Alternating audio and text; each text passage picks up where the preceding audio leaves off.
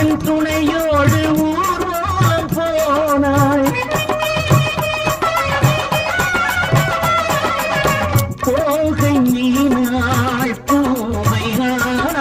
சொக்கேசன் துணையோடு ஊர்வலம் போனாய் மாலை கண்டாய் போரில் கொண்டாய் மாணிக்கமோ குத்தி ஒளி வீச நின்றாய்